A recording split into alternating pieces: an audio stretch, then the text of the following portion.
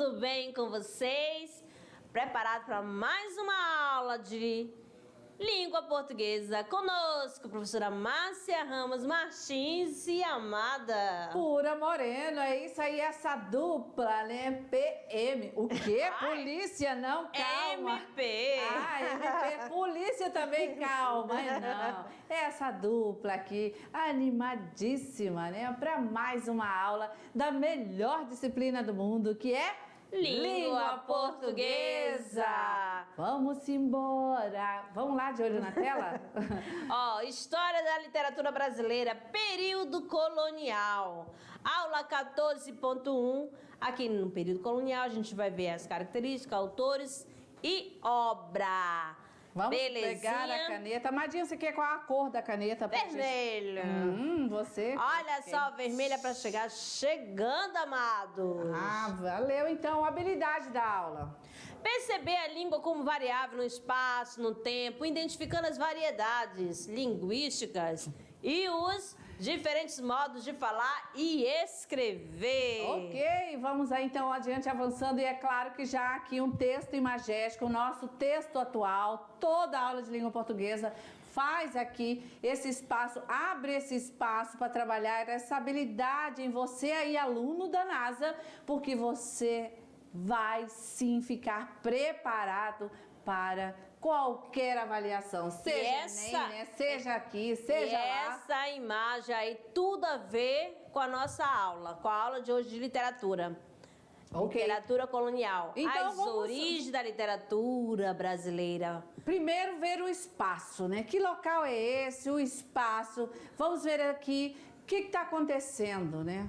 Representa o quê? Que simbologia é essa? Esse verde, essa água? A vegetação, a mata ainda não explorada por... Olha só como é que era. Ok. E aí nós já vamos recordar, né, do nosso biólogo Silvio, professora Tabita, né? E mais outros profs também que nós temos. O Jefferson. A Laís. Laís, né? a Dani também. Brasil. Olha, fauna e flora. Tudo Espero envolvido. que eu esteja falando adequadamente, correto, né? Exatamente. Fauna e flora brasileira, querido estudante. Esta imagem é para dizer, claro, que nós já vamos entrar, né, na era colonial, na era em que o Brasil foi descoberto.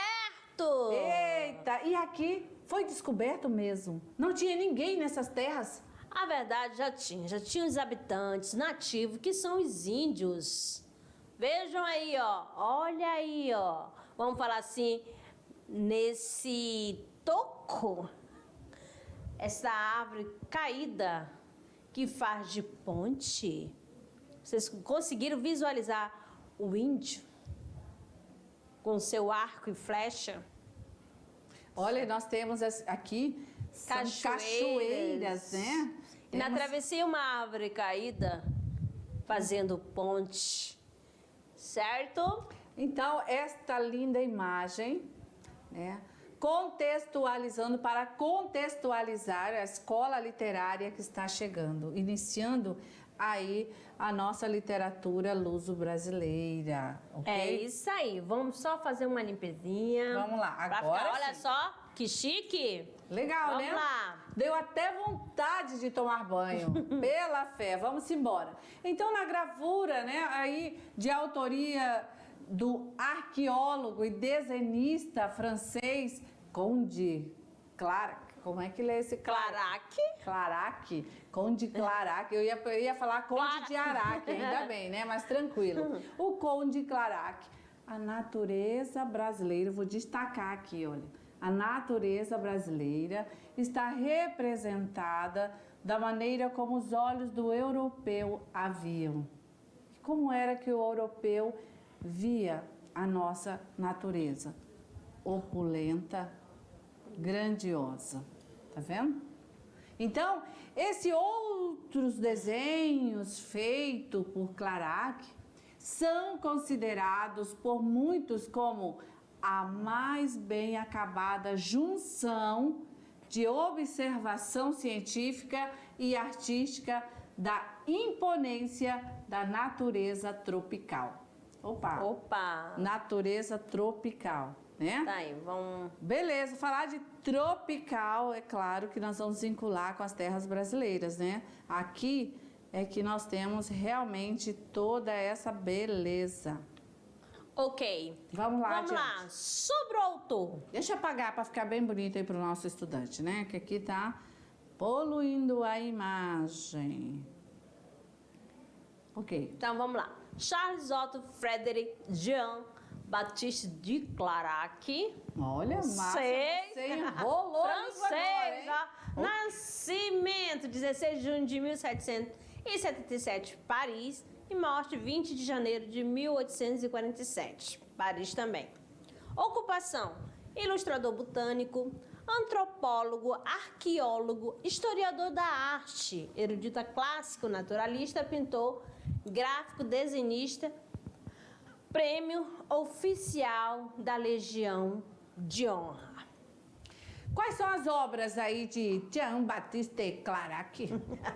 Além de catálogo do Museu de Louvre, o Manuel de Histoire de l'Arche, de 1847. Desculpa aí meu francês que eu não sei não. 3 volumes dos 12 totais. Escreveu Musée de Sculpture Antique et Moderne. Museu. 1826 a 1855, 6 volumes em 8, com gravuras em 4, magnífica publicação, em que gastou sua fortuna e que foi incapaz de concluir antes de sua morte. Ok, então vamos lá. Início da literatura no Brasil. Agora a conversa é séria, estudante. Vamos aí então. Em 22 de abril de 1500, o que aconteceu? Qual é o fato histórico aqui? Pedro Álvares Cabral chega ao Porto Seguro no Brasil. Olha aí, beleza, isso aí você já sabe de cor e salteado. Mas é importante pontuar, porque a literatura caminha de mãos não, de braços dados, né? Agarrado aí com a história, com filosofia, com sociologia, ou seja, todos os componentes, eles aí trazem esse suporte para a compreensão da literatura, da produção literária. Porque você está tendo essas aulas, mas as informações aqui pontuadas são para que você seja capaz de, quando estar frente a uma poesia, frente a um gênero textual, consiga, né, identificar de qual escola, de qual movimento, qual é o autor. Camões. Camões usava do estilo de soneto, né? Então é isso. E toda essa compreensão, ela aí vem com os conhecimentos de história, de geografia, sociologia, tá? Por isso, então, a gente está sempre trazendo isso.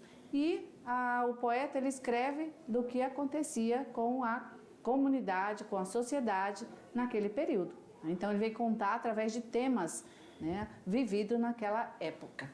Ok, então, o primeiro fato aqui de início, né, já temos aí 22 de abril de 1500, beleza. E no dia 26, o que aconteceu? Foi celebrada a primeira missa em território nacional. Olha aí o tempo cronologicamente pontual. Agora, passa aí de abril, vamos para o mês de maio do ano de 1500. O que acontece aí? Pedro Vaz de Caminha anuncia e sai com a carta a descoberta do Brasil. Olha, então 1º de maio não foi o dia do trabalhador, viu? Calma, aqui ainda nessa época, tá? A gente está em 1500 e trazendo a informação de Pedro Vaz de Caminha, que ele faz esse anúncio, né, da descoberta do Brasil. Essa carta foi para quê, realmente? Ele foi narrar a viagem, o que ele encontrou aqui no Brasil, os nativos, como eles viviam e tudo mais. Ele estava empolgado e foi relatando tudo ao rei de Portugal. E aí a carta, né, o primeiro gênero, vamos aqui pontuar o surgimento desse gênero carta. Olha só, 1500, né? É claro que eram pergaminos, né? Não era como esse papel hoje aqui sofisticado, Exatamente. tá?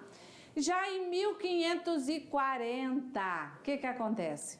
Criação da Companhia de Jesus. Inclusive tem até um filme, né, sobre a Companhia de Jesus, sobre essa questão da catequese, da questão aí da construção religiosa, na verdade, né, dessa vivência como foi imposta com os nativos, né, na imposição da língua aí para os nativos. Já em 1554, os jesuítas Manuel da Nóbrega e José de Anchieta fundam a cidade de São Paulo. Olha, curiosidade, hein? Em 1556, Pero Afonso Sardinha, primeiro bispo do Brasil, morre devorado pelos aimorés. lembrando, claro, né, eles ali não estavam civilizados e também vai invadir a terra, né, dos outros, é complicado. Beleza. Em 1563, a varíola dizima os indígenas reunidos em Salvador. olha lá, né? Então podemos dizer assim que pandemia já há muito tempo acontecendo no Brasil, varíola. Ok, estamos no período colonial. Período colonial, lá pelo nosso mapa da cronologia, se você aí, né, quer voltar a essa aula, vai lá no nosso CAD, no canal Mediação Tecnológica, está lá sobre a aula o que é literatura, né? Então, o período colonial, ele está na era colonial da literatura brasileira. Vamos ver um pouquinho sobre isso? A era colonial da literatura brasileira abrange os 3 primeiros séculos de existência do país, sob a condição de colônia de Portugal. Não se pode, não se deve falar em uma literatura propriamente brasileira, antes da independência, que foi em 1822, e do romantismo de 1836. Ok, Então, importante isso aqui, viu? Tá? Lembrar, caro estudante, só podemos falar em literatura brasileira após a independência, não é isso? Após o ano de 1822 e também em 36, depois desse período. Na verdade, a gente só pode dizer propriamente dito depois de 1836, tá? Beleza, porque não tínhamos, né? E aí, o que aqui se escreveu até o século XVIII tem caráter híbrido, né? Ou seja, pelo que a era colonial é, com justeza, né, designada como era luso-brasileira. Então, se falar luso-brasileira, tá tranquilo, tá? Ok? Sem medo aí de ser feliz. Então, isso por quê? Porque as sociedades que aqui estavam eram áfagras, né? Ágrafas, perdão. Ou seja, não tinham aí esse registro, não tinha, a sociedade não tinha condições de registrar nada, de escrever nada. Por que será? Né? Porque ali estava sendo o início, né? E aí vamos entender a questão da escola, nós vamos ter aí toda essa questão sendo construída a partir daí, inclusive o estudo, a educação, né? Nós vamos ter nesse marco. Ok? A era colonial, quinhentismo, século XVI, marcado de 1500 a 601, a literatura sobre o Brasil de caráter meramente informativo, tá? Por isso que os gêneros, né? Aí um citado já, que é a Carta de Pero Vaz, é um gênero, né, literário, porém é um gênero que traz como característica apenas informação.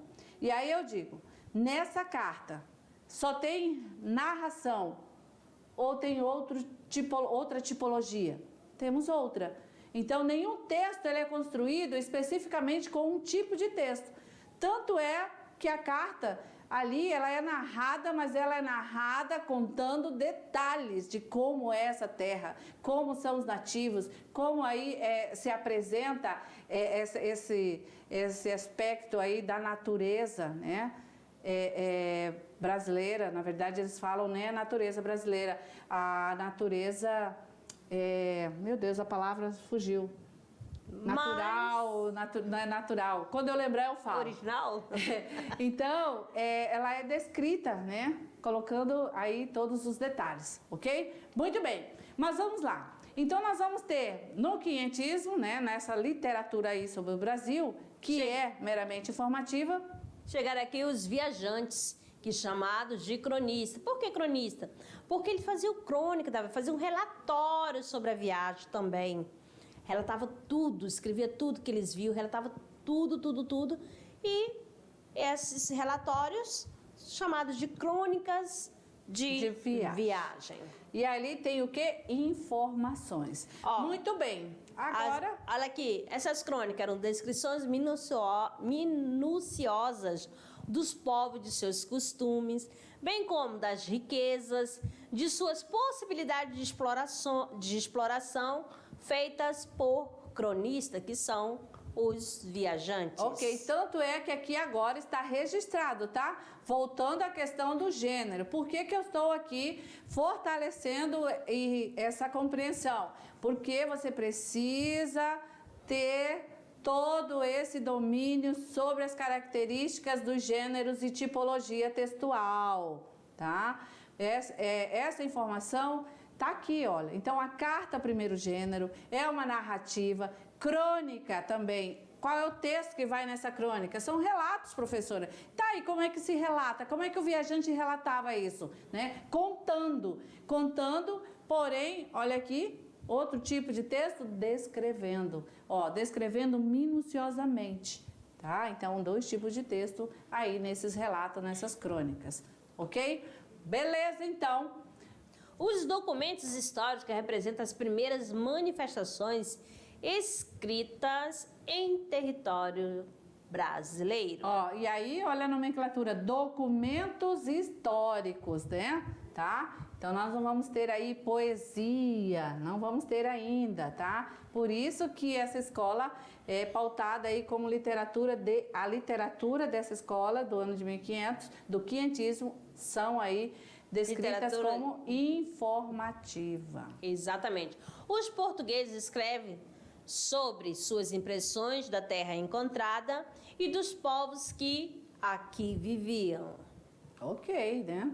E aqui está. É claro que é impossível a leitura dessa carta, né? Mas, espera aí, olha só. A carta de caminho é subscrita pelo autor na Bahia de Porto Seguro em 1º de maio de 1500. Beleza.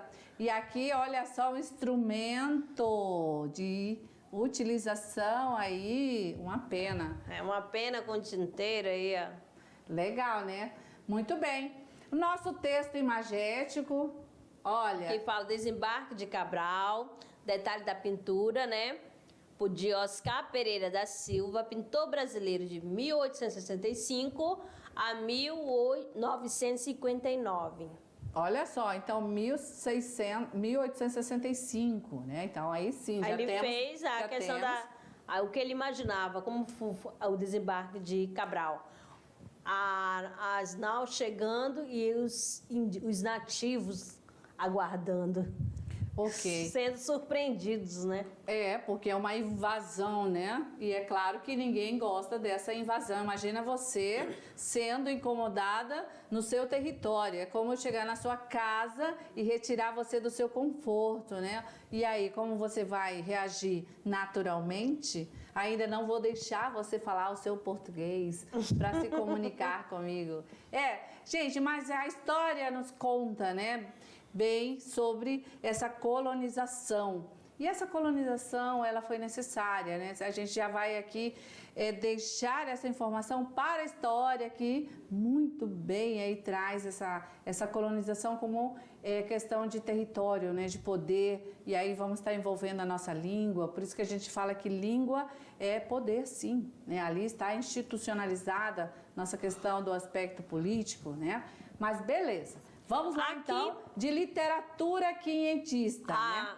A imagem da primeira missa e aqui um trecho lá que se encontra na carta de caminho, ó. E depois de acabada a missa, muitos deles, os índios, se levantaram e começaram a tocar corno ou buzina, saltando e dançando por um bom tempo. Isto é um relato que está lá na carta de Pero Vaz, né? Então, ele presenciou, a interpretação é essa, né? Ele presenciou e relatou, né? Então, o comportamento dos nativos após aí a missa ser encerrada, tá? E o que seria essa interpretação, né? Essa dança. Aqui a primeira missa numa concepção de Vitor Meireles, 1836 a 1903. Outros representantes que se destacam na literatura de informação. Vamos ver. Pedro Lopes de Souza, com a obra Diário de Navegação, 1530. Pedro de Magalhães Gandolfo e sua obra Tratado de Província do Brasil, História da Província de Santa Cruz, e que vulgarmente chamamos de Brasil, 1576. Fernão Cardim e sua obra Narrativa Epistolar e Tratado das Terras e das Gentes do Brasil, 1583. Gabriel Soares de Souza e sua obra Tratado Descritivo do Brasil, 1587. Seiscentismo. Barrocos, conhecido como Barroco, século 17, 1601 a 1668. Literatura no Brasil, a produção propriamente literária, ainda que em parte constituída da simples transposição dos modelos ibéricos. Neste período, começa a definir-se algumas características importantes da literatura brasileira. E nele surge o primeiro poeta significativo do Brasil, tá? Então, a partir aí do século XVI, que daí começa a ter já alguns traços propriamente nossos aqui da produção. Olha quem é o grande poeta brasileiro, Gregório de Matos. Ok, Gregório de Matos, já gravado aí na mente e no coração. Primeiro grande poeta brasileiro. Conhecido também como Boca do Inferno ou Boca de Brasa, por apontar os desmandos dos poderosos que exploraram os benefícios do Brasil colônia. Ok, ninguém gostava, né, de ser apontado.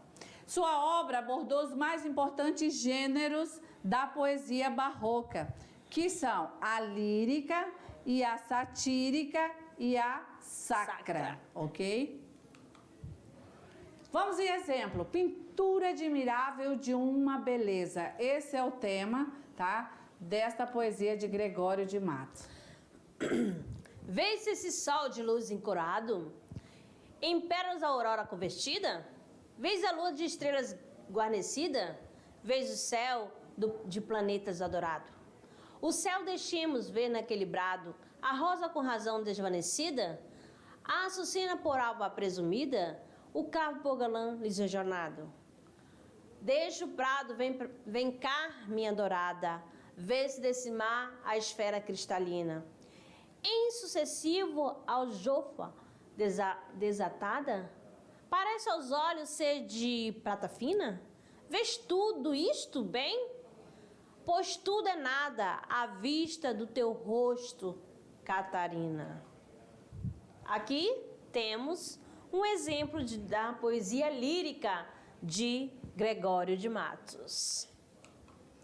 Outro exemplo agora, também de Gregório de Matos, com o tema Reprovações. Se sois homens valoroso, diz que sois temerário, se valente espadachim, e atrevido se esforçado, se resoluto arrogante, se pacífico sois fraco, se precatado medroso, e se o não sois confiado, se falais muito palreiro, se falais pouco sotardo, se em pé não tendes assento preguiçoso, se assentado. E assim não pode viver neste Brasil infestado, segundo que vos refiro, que não seja reprovado.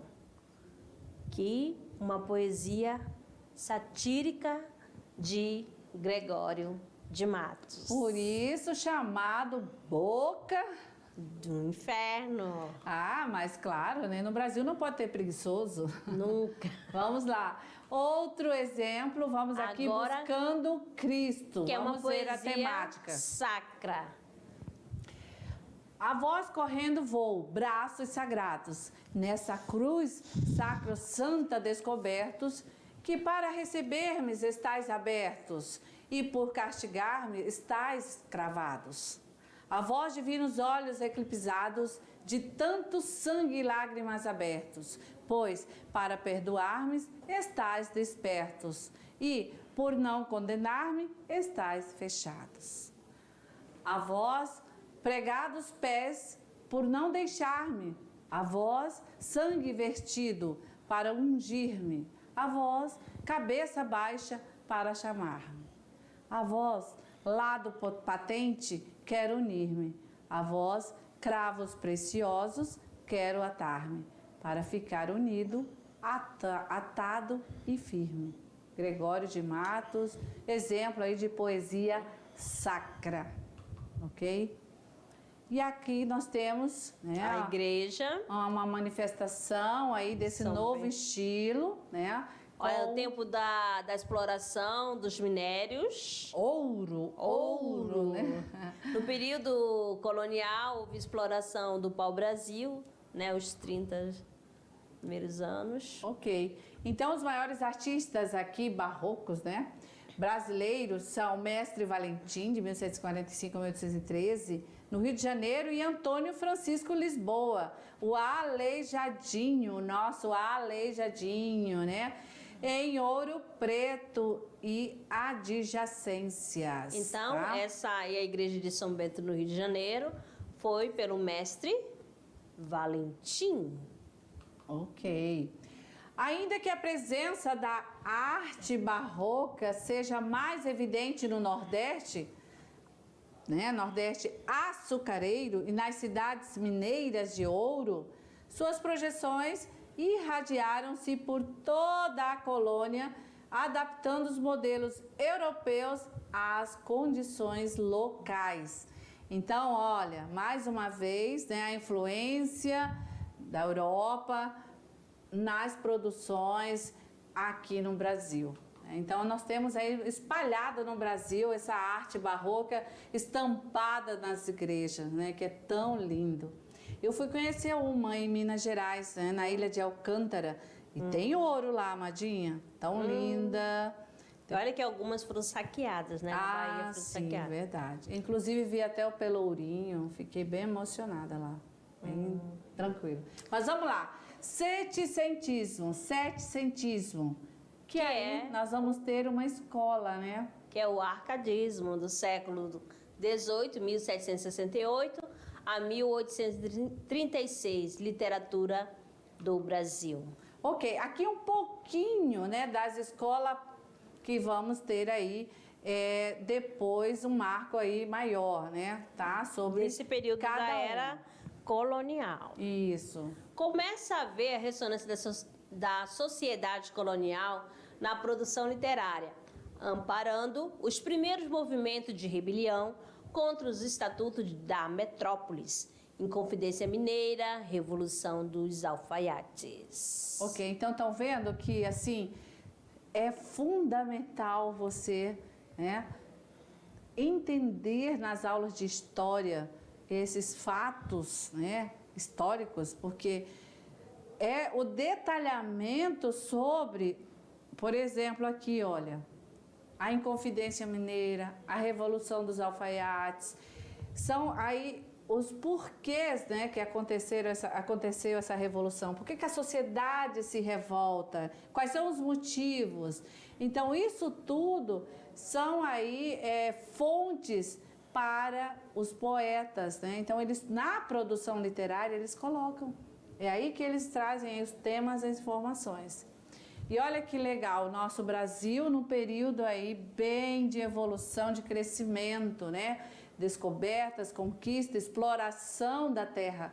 Então nós vamos ter aí o período da mineração. Vamos trocar a cor da caneta. Esse período tem o quê, Madinha? Quando que ele começou aí? Começou a tomar conta do país já no século XVIII, se tornando a nossa terceira atividade econômica durante a época colonial. Ok, então terceira atividade econômica, a mineração, tá? Vamos lá então. Olha aí, o arcadismo brasileiro, né? Temos o quê? A febre do ouro, Com aí Cláudio Manuel da Costa, os sonetos amorosos, a produção literária dele. Tomás Antônio Gonzaga o pastor apaixonado, e José Basílio da Gama poemas épicos, e outros, né, que não só viveram a época da mineração, como também apostaram na produção de caráter literário. E aí já foram dando forma, né, trazendo aí estilos, né, colocando aí já a sua característica para cada produção. Por isso que a gente fala que cada autor tem o seu próprio estilo, né? Mas claro, seguindo o da escola literária. É isso. Atenção!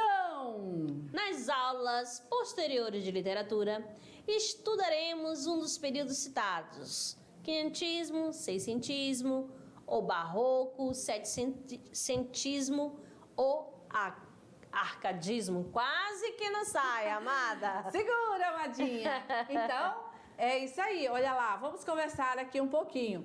Então, durante aí a aula, nós tivemos o quê? Apenas, digamos assim, um spoiler, né? Sobre as escolas literárias.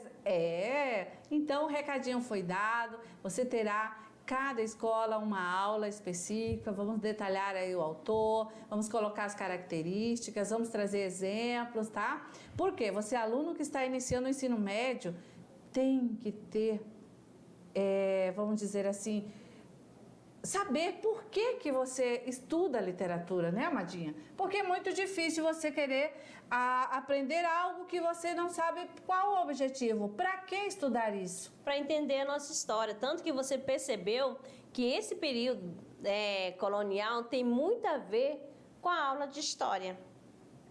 Não é mesmo? Então tudo Para o nosso aluno não ficar desamparado, a gente chegou àquele momento do trabalhando o gênero. Vamos lá! Hora de produzir! E vamos aqui, ele é bem tranquilo, esse seu trabalhando o gênero, tá? Você gostou de literatura? Já leu quantos livros literários? Qual mais gostou? Teve algum incentivador ou incentivadora, né? E aí? Então você vai responder a essas indagações produzindo um texto. Tá bom? E aí você pode narrar pra gente, né, fazer aí esse texto contando, descrevendo, respondendo cada perguntinha dessa aí. Valeu? Tá bom? E é isso. Então a gente aguarda vocês lá na revisão. Até lá. Até a próxima.